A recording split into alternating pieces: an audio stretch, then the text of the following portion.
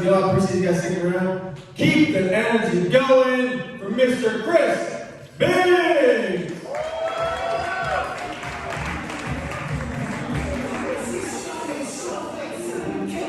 Triplets, right?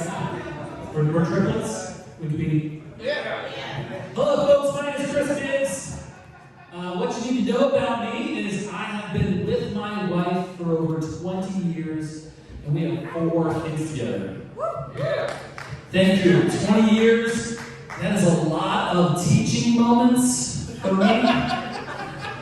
Unfortunately for my wife, I am not learning a lot. And it's just because, it's tough for this stuff to sink in with me, but it's also just tricky. Because the latest thing she's trying to get me to understand is that apparently if you want to be nice to somebody, you shouldn't use kind words. Like if you want to be nice to somebody, you should be direct with them.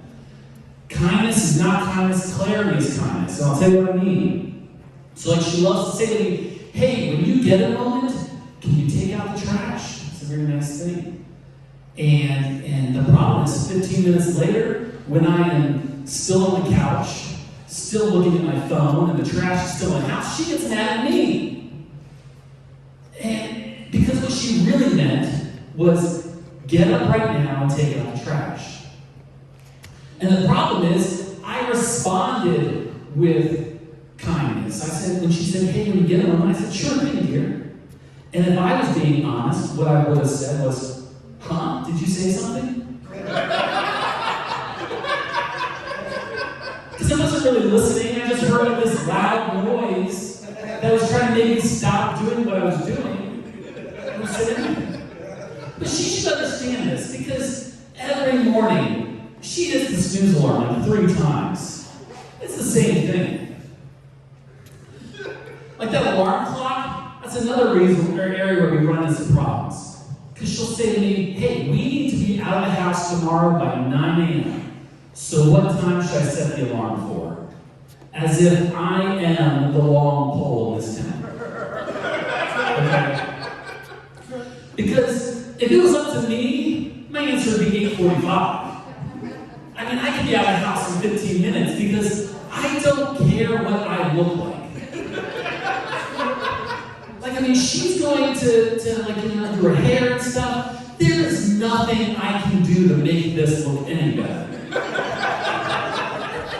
She's going to try on a few different outfits. Okay, this is the big difference. My clothes don't make me feel anything. Like, if we're just going out for casual clothes, what do women wear? You wear yoga pants, right? Leggings, like these tight, form-fitting things that are just like suctioning to every curve of your body. And they fit differently every single day, no matter how much you're dieting. Okay? And you think that they might get looser and stretched out. No, they get tighter, and they make you psychologically convinced that you're getting fat. It is destroying your self-esteem. And let me tell you, ladies, it's worth it.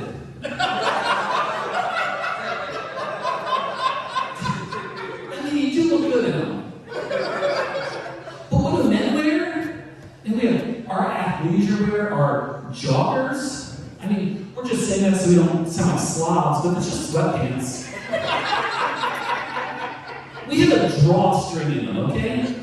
We can gain 6 inches of fat all the way around.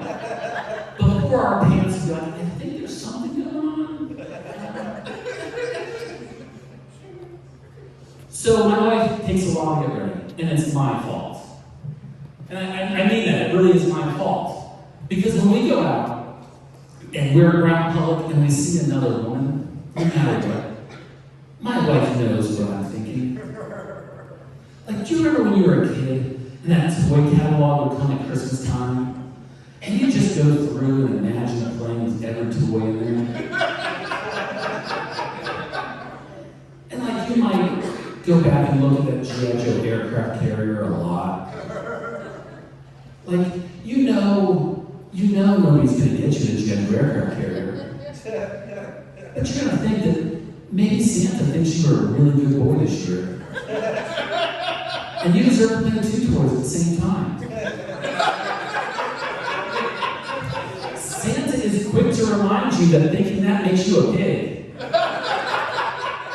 And if you don't learn to appreciate the toys you have, you'll be playing by yourself for a while. But I knew a kid growing up who had a scheduled aircraft carrier, and his parents were rich, and he would just brag about it all the time. Like I mean, you could get any toy, and you'd be like, well, I've got a scheduled aircraft carrier. It's 4 feet long, and you can sleep on it. Just for the record, it's only 3.5 feet long, okay? We learned at a very early age to overestimate the length of things and make it sound more impressive.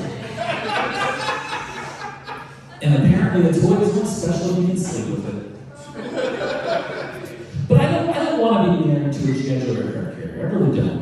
I mean, if I think my wife takes a while now to get ready, I mean, those things, you need a whole crew to get those out.